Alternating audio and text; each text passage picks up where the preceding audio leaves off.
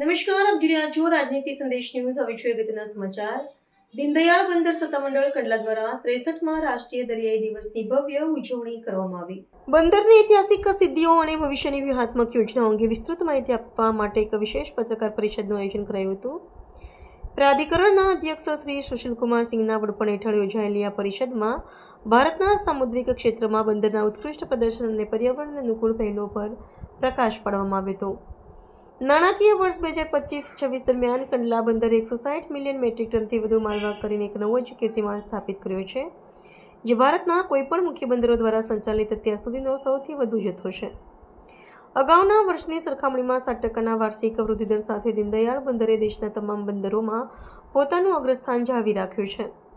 આ ઉપરાંત સામુદ્રિક ક્ષેત્રને કાર્બન મુક્ત કરવાના ઉદ્દેશ્યથી 2 એપ્રિલના રોજ કિનારાથી જહાજ સુધી મિથેનોલ ઈંધણ ભરવાની પ્રક્રિયાનું સફળ પરીક્ષણ પણ કરવામાં આવ્યું છે, જે પર્યાવરણલક્ષી હરિયાળા ભવિષ્ય તરફનું એક મહત્વપૂર્ણ કદમ છે. આ અસાધારણ ઐતિહાસિક સિદ્ધિને બંદરના વહીવટીતંત્ર, કર્મચારીઓ અને શ્રમિકોના અવિરત પરિશ્રમનું પરિણામ ગણાવતા અધ્યક્ષ શ્રી સિંધે જણાવ્યું હતું કે આંકડો માત્ર સંખ્યા નથી, પરંતુ સમગ્ર સામુદ્રિક સમુદાયની અતૂટ પ્રતિબદ્ધતા દર્શાવે છે. વધુમાં શૂન્ય કાર્બન ઉત્સર્જનના વૈશ્વિક લક્ષ્યાંક અને દેશના સર્વોચ્ચ નેતૃત્વના વિકસિત ભારત 2047ના સ્વપ્નને સાકાર કરવા માટે બંદર તંત્ર એક મજબૂત અને આત્મનિર્ભર સામુદ્રિક વ્યવસ્થા ઊભી કરવા માટે સંપૂર્ણપણે કટિબદ્ધ હોવાનો દાવો પણ આ અવસરે કરવામાં આવ્યો હતો.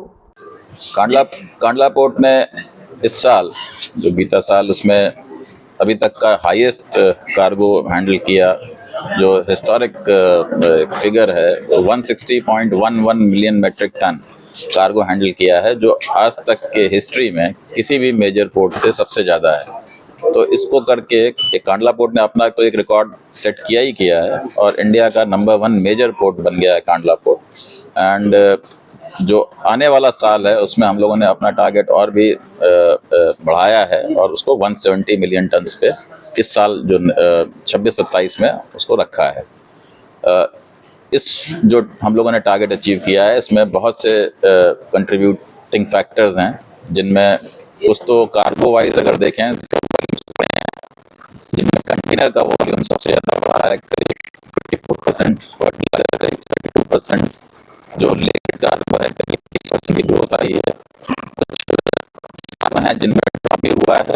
वाड़ीनार में जो क्रूड एंड फ्यूल में करीब 5% का ड्रॉप हुआ है, सॉल्ट में करीब 12% ड्रॉप हुआ है, टिम्बर में करीब 5% ड्रॉप हुआ है. तो इन ड्रॉप जो कार्गो में हुआ है, उसके बावजूद हम लोगों ने जो स्ट्रीम में कार्गो बढ़ रहा था उसको बढ़ाया है और कंपेंसेट करके हम लोग अल्टीमेटली 160 मिलियन मेट्रिक टन के फिगर को क्रॉस किया है हम लोगों ने. और इसमें जो एफर्ट्स हैं वो जॉइंट एफर्ट्स हैं.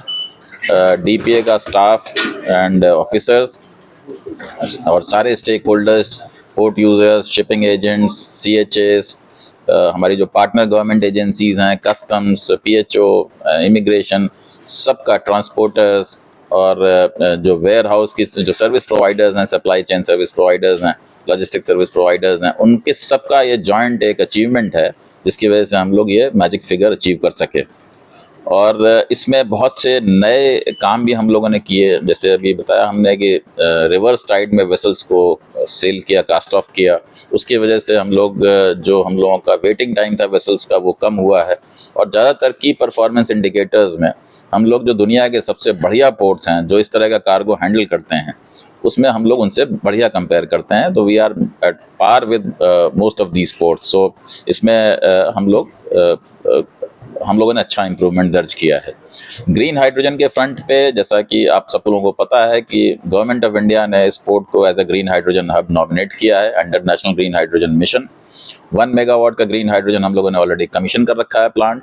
5 मेगावाट हम लोगों ने ऑर्डर दे रखा है. 5 टन पर डे का बायोमिथेनॉल का हम लोगों ने ऑर्डर कर रखा है. थर्मेक्स है पुणे की कंपनी पे. एक हम लोगों ने 150 टन पर डे का अग्रीमेंट साइन किया है for renewable methanol production with Assam petrochemicals limited, वो हम लोगों ने कर रखा है.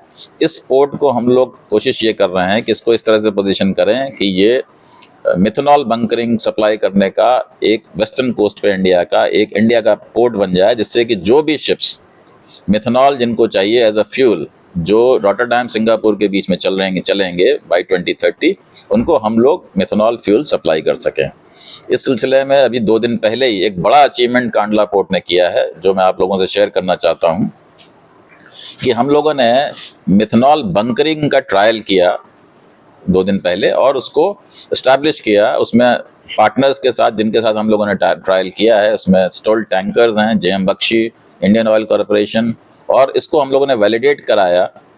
एजीज वोपैक है, इसको वैलिडेट कराया डीएनवी से। डीएनवी एक रेप्यूटेड इंटरनेशनल एजेंसी है, मैरीटाइम एडवाइजरी एजेंसी है, जिसने इस प्रोसेस को वैलिडेट किया। तो अब कांडला पोर्ट में infrastructure wise, regulatory framework wise, protocol wise, procedure wise और जो नॉलेज है एंड स्किल एंड ट्रेनिंग है, उस सारे पैरामीटर्स को वेरीफाई एंड वैलिडेट कर लिया है। So now we are ready to offer methanol as a fuel to any of the ships which will demand methanol anytime now. So अब हम लोग ये इसमें हम लोगों ने अपने आप को establish कर लिया है और ये इंडिया का पहला पोर्ट बन गया है amongst all the ports, private port, सरकारी पोर्ट, जो भी पोर्ट आप कहें, इंडिया का एक ही पोर्ट है आज की डेट में जो मिथनॉल बंकरिंग सक्षम है, और वो है कांडला पोर्ट। सो एक तो ये बड़ा अचीवमेंट हुआ है और इसको हम लोग आगे लेके भी जाएंगे। नई टेक्नोलॉजीज में बात करें तो हम लोग आईआईटी मद्रास बेस्ड स्टार्टअप के साथ काम कर रहे हैं हाइपर लूप टेक्नोलॉजीज पे, जिसको नेक्स्ट जन फ्यूचरिस्टिक कार्गो ट्रांसपोर्टेशन टेक्नोलॉजी के तहत हम लोगों ने एक फ्रेट कार्गो ट्रांसपोर्टेशन का पॉड यहाँ पे स्केल्ड मॉडल अभी कमीशन किया है। और आइडिया ये है कि जो ट्रक्स हैं, करीब 5 से 10 हज़ार ट्रक्स जो डेली बेसिस पे पोर्ट के अंदर बाहर होते हैं, उनका मूवमेंट कम करेंगे, क्योंकि जैसे जैसे हम लोग वॉल्यूम 160 170 की तरफ लेके जाएंगे तो ट्रक्स का आवागमन और बढ़ेगा। तो हम लोग चाहते हैं कि वर्किंग एरिया में ट्रक्स जितने कंट्रोल्ड रखे जाएं उतना अच्छा है, बिकॉज वो सेफ्टी हैजार्ड भी हो सकता है बहुत ज़्यादा ट्रक्स अगर हम लोग वर्किंग एरिया में मूव करें।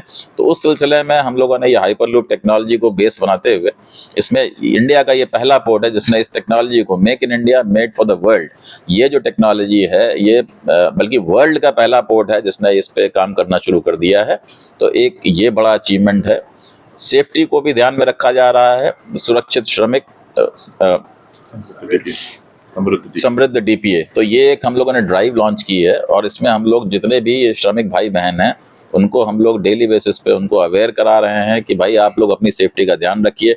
जितनी भी पीपीज हैं, जो किट्स हैं, हेलमेट्स है, जैकेट है, बूट है, वो उनको दिया जा रहा है फ्री ऑफ कॉस्ट। उनके लिए जो रिफ्रेशमेंट एंड खाने पीने का अरेंजमेंट है वो उनको हम लोग प्रोवाइड करा रहे हैं फ्री ऑफ कॉस्ट, और उनकी सुख सुविधा का पूरा ध्यान रखा जा रहा है। उनको बेसिकली मोटिवेट ये किया जा रहा है कि आपकी लाइफ सबसे ज़्यादा वैल्यूबल है, आप अपनी लाइफ का ध्यान रखें और सेफ्टी प्रोटोकॉल्स को फॉलो करें। जब भी काम पे हैं तो अवेयर रहें, चारों तरफ देख करके अलर्ट रहें, जिससे आपकी जान को कोई खतरा ना हो। तो ये एक स्पेशल ड्राइव हम लोग चला रहे हैं। ऑपरेशनल एफिशिएंसी है, जैसा मैंने पहले ही बताया, इसको हम लोग to the best possible extent improve कर रहे हैं और ये मॉनिटर कर रहे हैं डायनेमिक बेसिस पे। डेली उसको मॉनिटरिंग होती है रियल टाइम बेसिस पे।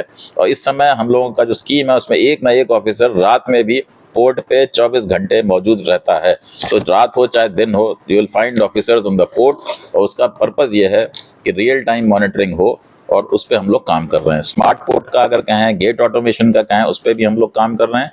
और बहुत से इस तरह के प्रोजेक्ट्स में we are the leader port. तो हम लोग जो भी यहाँ पे इस्टेब्लिश करेंगे उसको बाकी पोर्ट्स भी फॉलो करेंगे। तो उसके लिए हम लोग उस पर भी हमारी टीम काम कर रही है और ऑफिसर्स में बहुत ही इफ़ेक्टिव इम्प्लीमेंटेशन करने की जो कैपेबिलिटी है उसकी वजह से हम लोग इसको आगे ले जा पा रहे हैं।